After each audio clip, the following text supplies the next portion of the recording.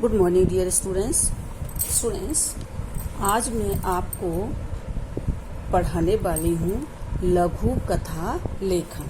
देखिए, ये सीबीएसई ने इस रचना को पहली बार इंट्रोड्यूस किया है ना। लघु कथा लेखन ये हिंदी साहित्य की एक विधा है। लघु माने छोटा, कथा मीन्स कहानी। लघु का अर्थ होता है छोटा, कथा मीन्स कहानी, छोटी कहानी, छोटी छोटी कहानियाँ होती हैं। जैसे मौखिक कहानियाँ, तो ये हमारे देश में प्राचीन समय से ही प्रचलित हैं। पहले दादी नानियाँ छोटे छोटे, जब बच्चे छोटे हुआ करते थे, उनके बचपन में कहानियाँ सुनाया करते थे। कहानियाँ वो देखिए, राजा रानी की कहानियाँ हुआ करती थी, पशु पक्षियों की कहानियाँ हो सकती थी, देवताओं और राक्षसों की कहानियाँ होती थी, और कभी कभी वो परियों की कहानियाँ भी सुनाया करते थे। तो ये कहानियाँ हम दादी नानी के समय से हर बच्चे ने बचपन में ये कहानियाँ सुनी होंगी। वही कहानी है, एक विधा है ये वाला। तो इसको आप कहानी लिखें तो एक बात विशेष ध्यान रखें कि कहानी हमेशा भूतकाल में होती है। जब आप लिखेंगे तो लिखने की जो आपकी भाषा होती है वो हमेशा पास्ट में होनी चाहिए, कि ऐसा हुआ था, ये हुआ था, फिर हुआ, है ना। प्रेजेंट में नहीं होती है, ये पास्ट में होती है। और दूसरा, इसकी जो वर्ड लिमिट है, 100 to 120 वर्ड्स, बस इससे ज़्यादा हमें नहीं देनी है। और ये शायद 5 मार्क्स में आएगी, ठीक है। तो ये है लघु कथा लेखन। अब हम सबसे पहले आपको बताएंगे कि लघु कथा लेखन के उद्देश्य, मतलब ये क्यों है, क्या उद्देश्य होते हैं इसे लिखने के, है ना। तो बाद में इसका लिखित रूप शुरू हो गया। पहले ये ओरल सब मौखिक सुनाया करते थे, फिर इसे जो साहित्य में बहुत सारी कहानियाँ हैं तो वो लिखने लगे। प्रेमचंद ने बहुत सारी कहानियाँ लिखी हैं अपनी। तो लघु कथा लेखन के उद्देश्य, इसमें क्या होता है, जो भी कहानियाँ होती हैं, हर कहानी में कोई न कोई शिक्षा होती है। नैतिक शिक्षा की उसमें बात होती है। तो नैतिक शिक्षा का विकास करना, कहानियों के माध्यम से नैतिक शिक्षा का विकास भी होता है ना। तो कहानियों के माध्यम से हमें राजा महाराजाओं, देवताओं, इन सब के बारे में जानकारी भी मिलती है। दूसरा, कल्पना शक्ति का विकास करना, कि जो कोई भी इस कहानी को लिखते हैं तो उससे क्या होता है, वो कल्पना करता, सोचता है मन में कि मैं क्या लिखूं, तो उससे धीरे धीरे हमारी कल्पना शक्ति का थोड़ा सा विकास होता है। दूसरा, कहानी क्या, मनोरंजन का साधन होना, है ना। मनोरंजन का साधन भी है। बहुत से लोगों को कहानियाँ पढ़ना बहुत पसंद होता है ना। तो वो कहानियाँ पढ़ते हैं। अब जब पहले ये मोबाइल और टीवी नहीं था तो लोग क्या करते थे, ये कहानियाँ ही सुनाते थे, सुनते थे और पढ़ते भी थे। दूसरा, तनाव से मुक्ति और सुप्त जिज्ञासा जागृत करना, है ना। हम क्या करते हैं, हमारे कभी कभी तनाव होता है, हम टेंशन में होते हैं, तो कहानी पढ़ने से क्या होता है, मनोरंजन होने लगता है, हमें उससे छुटकारा मिल जाता है। सुप्त जिज्ञासा जागृत करना, हमारी जो जिज्ञासा है किसी के प्रति, है ना, वो खत्म हो चुकी है, सो गई है, तो कहानी सुनने से उससे भी वो भी जग जाती है, यानी हमें उससे भी अच्छा लगने लगता है। भाषाई दक्षता के प्रति सजग करना, भाषाई दक्षता माने भाषा, माने भाषा संबंधी, दक्षता माने निपुणता। तो हमारी जो भाषा है, लिखते लिखते हमारी भाषा भी अच्छी हो जाती है। हम नए नए वर्ड्स का प्रयोग करने लग सकते हैं, मुहावरों का प्रयोग करने लग जाते हैं अपनी भाषा में, तो भाषा में निखार आता है। आपने देखा होगा कि अलंकार, है ना, अलंकार होता है, अलम माने आभूषण, कार माने उसको अलम, आभूषण बोलते हैं इसको। अलंकार अलम धातु से बना है, जिसका अर्थ होता है आभूषण, ठीक है। तो जो कवि अपनी कविता में बहुत सारे अलंकारों का प्रयोग करते हैं, तो वो एक तरह से ऐसे लगता है उन्होंने अपनी कविता में आभूषण पहना दिए हों। जिस तरह से एक स्त्री को सुंदर दिखने के लिए आभूषण पहनाए जाते हैं, ऐसे कविता में अलंकारों का प्रयोग उसकी सुंदरता को बढ़ाता है। तो जब हमारी भाषा की दक्षता यानी भाषा सुधरने लगती है, तो हम अलंकारों का, मुहावरों का, ऐसे शब्दों का प्रयोग करना शुरू कर देते हैं। दूसरा, अपने अंदर छिपे लेखक हृदय को उजागर करना। अगर हम इसी तरह से कविता लिखने लगते हैं तो हमारे अंदर जो लिखने वाला जो लेखक है वो उजागर हो जाता है। कभी कभी किसी को पता ही नहीं होता है कि मैं लिख सकता हूँ, मुझे लिखना आता है। लेकिन जब इसीलिए शायद सीबीएसई ने ये सब इंट्रोड्यूस किया है कि बच्चों की भी ये सब भाषा और उनकी ये सब चीज़ निखरनी चाहिए। हो सकता है कि आपके बीच में से ही कोई लेखक हो जिसे बहुत अच्छा लिखना आता हो, बहुत अच्छा लिखे और आगे चल के बहुत बड़ा लेखक बने, क्योंकि इसकी स्टार्टिंग भी यहाँ से हो सकती है। दूसरे, ये जो लघु कथा लिखेंगे उसके कुछ आवश्यक बिंदु भी हैं, है ना, कुछ हमें इसकी कि कैसे लिखना है, तरीका भी लिखना है। देखिए, भाषा सरल, स्पष्ट एवं स्तर के अनुसार होनी चाहिए। ठीक है, भाषा सरल हो और स्पष्ट हो, और स्तर के अनुसार कैसे हो, जैसे बच्चों के अनुसार ही होती है। अगर छोटी क्लास के लिए होती है तो उसे छोटे बच्चों के लिए लिख रहे हैं, हमने कहानी लिखी है छोटे बच्चों की, तो उस ही भाषा होनी चाहिए। यदि हमारी कहानी बड़े लोगों के लिए है तो उनके स्तर की भाषा का प्रयोग होना चाहिए। ठीक है, हम किस स्तर के लोगों के लिए भाषा लिख रहे हैं, तो इसमें क्या होना चाहिए, एक स्तर के अनुसार होना चाहिए। कथा का आकार, पात्र तथा भाव सीमित होना चाहिए। कथा के पात्र है ना, और उसके भाव सीमित होने चाहिए, क्योंकि जब बहुत सारे पात्र होते हैं उसमें, तो उससे क्या होता है कि पाठक उबने लग जाता है, वो समझ नहीं पाता है, पूरा वो एक जाल सा बन जाता है। तो पात्र सीमित होने चाहिए, उसके भाव भी सीमित होने चाहिए। जब बहुत सारे भाव होते हैं तो फिर वो थोड़ी सी उबाऊ हो जाती है। जीवन के तथ्यों की संवेदना का प्रभावपूर्ण वर्णन होना चाहिए। जीवन के तथ्यों की संवेदना उसमें अवश्य होनी चाहिए, तभी लोगों को पढ़ने में उसमें इंटरेस्ट आता है। कथा रोचक हो तथा कौतूहल बना रहे, है ना, कथा इंटरेस्टिंग हो। इंटरेस्टिंग कब होती है कि कौतूहल बना रहे, उसमें एक विस्मय है, जैसे ट्विस्ट नहीं आता है, बीच बीच में मोड़ आते हैं, फिल्म देखते हैं बोले इसमें एक अजीब ट्विस्ट आता है, मोड़ आता है, तो लोगों को जिज्ञासा बनी रहे, अब क्या होगा, अब क्या होगा, आगे क्या होगा। तो ये इस तरह की कहानी होनी चाहिए, तभी तो आगे वो पढ़ेंगे, नहीं तो फिर वो बोर होने लगेंगे, पढ़ेंगे नहीं। कथा में मौलिकता, सृजनात्मकता तथा रचनात्मकता के गुण होने चाहिए। ठीक है, इसमें मौलिकता होनी चाहिए, सृजनात्मकता और रचनात्मकता। ऐसे नहीं कि हमने किसी की कहानी उठाई और पेस्ट कर दी, ऐसे नहीं है। खुद अपनी, हमें खुद उसका सृजन करना है, खुद उसे बनाना है, खुद अपनी उसमें रचना डालनी है, अपने आप से लिखनी चाहिए, ये सारे गुण उसमें होने चाहिए। जीवन के अनुभव का वर्णन होना चाहिए, है ना, हमारे जीवन से संबंधित कुछ बातें हैं तो हम उनको भी उसमें लिख सकते हैं, उनका भी वर्णन होना चाहिए। कथा में कोई ना कोई शिक्षा या संदेश होना चाहिए। कोई भी जो कथा होती है, कहानी होती है, वो संदेश या शिक्षाप्रद होनी चाहिए। अर्थात तो फिर उसका कोई उद्देश्य ही नहीं है लिखने का। अगर हमें उससे कोई शिक्षा नहीं मिल रही है, कोई संदेश नहीं दे रही है वो कहानी हमें, तो फिर उस कहानी का पढ़ने का, लिखने का कोई मतलब नहीं होता। और कथा कैसी होनी चाहिए, सीमित होनी चाहिए, क्योंकि यहाँ पर एक वर्ड लिमिट है 100 to 120 वर्ड्स, उसमें ही वो कहानी पूरी होनी जानी चाहिए, उसका एंड भी हो जाना चाहिए। तो इसका भी हमें ध्यान रखना है। दूसरा, पात्र में हमें देखना है, कथा में पात्र सीमित होने चाहिए, जो हमने पहले ही बताया। जब बहुत सारे पात्र होते हैं तो वो उस उलझन भरी हो जाती है कहानी। प्रत्येक पात्र प्रभावशाली होना चाहिए, उसमें ऐसे नहीं कि पात्र तो रख दिए लेकिन किसी पात्र का तो कोई स्थान ही नहीं है।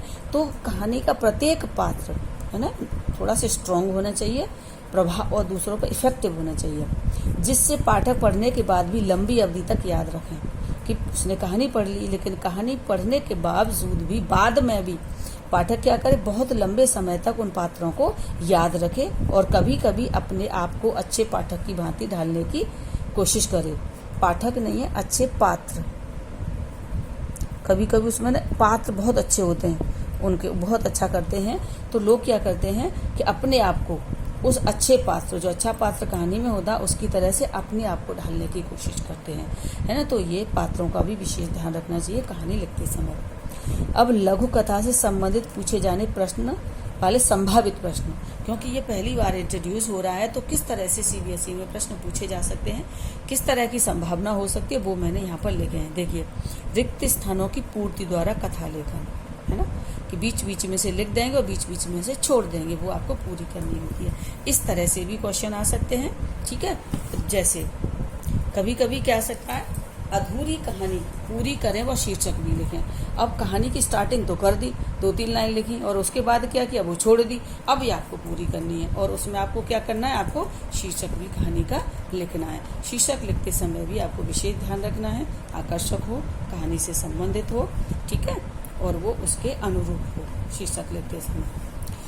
चित्र देखकर लघु कथा, कभी कभी एक चित्र भी बना सकता है। पहले आपके आता था चित्र वर्णन, उसमें क्या होता था कि चित्र जैसे बना हुआ है उस चित्र का वर्णन करना होता था, कि चित्र में जो जो चीज़ दिख रही है वो चीज़ हमें लिखनी होती थी, लेकिन वो चित्र वर्णन नहीं है, हमें चित्र को देखकर एक कहानी बनानी है। ठीक है, दूसरा क्या, शीर्षक द्वारा लघु कथा, कोई शीर्षक दिया जा सकता है, यानी कथा कोई कहानी का नाम दिया जा सकता है, अब तुम्हें उसके अकॉर्डिंग कहानी लिखनी है। दूसरी, संकेत बिंदुओं के आधार पर। संकेत बिंदु तो यही होते हैं, जैसे आपके अनुच्छेद में भी आते हैं, संकेत दिए जा सकते हैं, आपको वो देना है, ऐसे दिए होते हैं और उनके आधार पर आपको कहानी लिखनी होती है।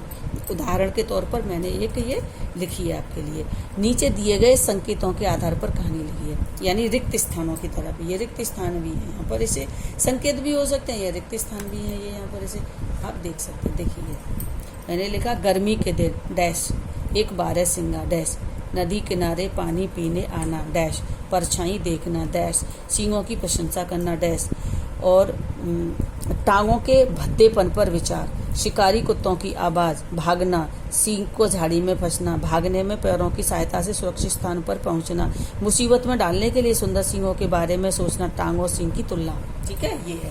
अब इसको हम कहानी को बना सकते हैं कि गर्मी के दिन थे, चारों तरफ बहुत गर्मी पड़ रही थी, तो एक बारहसिंगा जो प्यास से बहुत व्याकुल था और धीरे धीरे वो एक नदी के किनारे पहुंचा।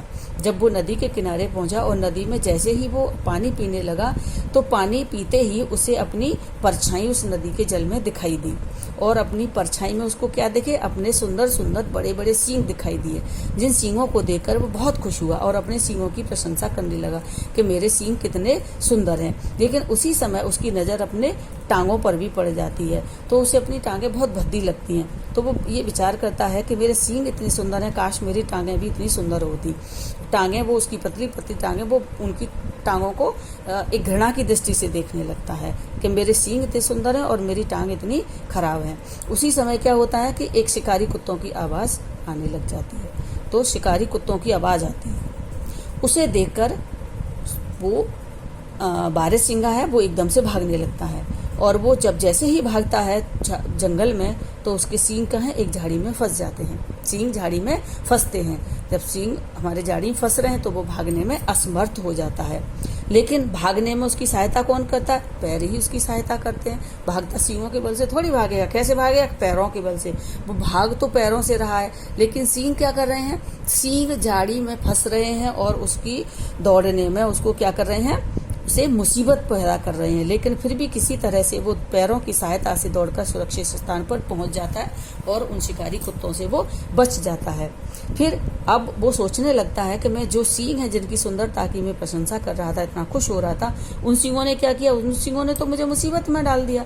लेकिन पैर जिनके भद्देपन के लिए मैं इतना घृणा की दृष्टि से देख रहा था, आज बचाने में उन्होंने मेरी सहायता की है। तब वो देखता है टांग और सींग की तुलना, दोनों की तुलना करता है और वो सोचता है कि जो सुंदरता ही सब कुछ नहीं होती है। तो हमें केवल सुंदरता ही नहीं देखनी, हमें ये भी देखना है कि चीज हमारे लिए लाभ किससे है, जो हमारे लिए उपयोगी क्या है ना। सुंदरता के साथ साथ हमें उसकी उपयोगिता पर भी देखना चाहिए। ठीक है, इस तरह से। दूसरा देखिए, एक ये क्वेश्चन है, एकता में बल। ये शीर्षक दिया है मित्रता तथा ईमानदारी का फल।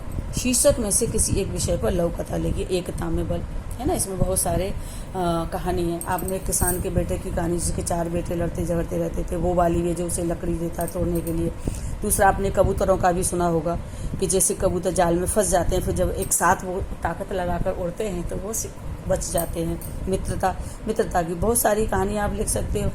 एक दूसरे में मित्रता, एक दूसरे की सहायता करते हैं। कृष्ण भगवान की लिख सकते हो, कृष्ण सुदामा की मित्रता पर लिख सकते हैं। ईमानदारी का फल, ईमानदारी का ये भी कोई भी कहानी लिख सकते हो तुम इसमें भी। एक कक्षा 10 की छात्रा साक्षी ने एक लघु कथा लिखना प्रारंभ किया, परंतु किसी कारणवश वह उसे पूरा करने में असमर्थ रही। अतः आप इस अधूरी कथा को पूरा कीजिए। अब कथा उन्होंने क्या लिखी है? देखिए, बहुत पुराने समय में एक राजा था, उसके कोई संतान नहीं थी, इसलिए उसने अपने राज्य का युवराज चुनने के लिए राज्य के कुछ युवक बुलाए और उनको कुछ बीज देकर कहा dash dash dash dash. Okay, अब इसी कहानी आपको पूरी करनी है। अब इससे क्या है, इतना तो समझ में आ रहा होगा आपको कि जब उसने अपना तो कोई बेटा नहीं था, तो उसने राज्य के कुछ लड़कों को बुलाया जो ऐसे लगा कि ये शायद युवराज बन सकते हैं, जवान लड़कों को, और उसने कुछ बीज उनको दिए और उनसे बोला कि आप 1 महीने बाद आना और इसका पौधा उगा के लाना, और जिसका पौधा सबसे अच्छा होगा मैं उसी को राजा बना दूंगा।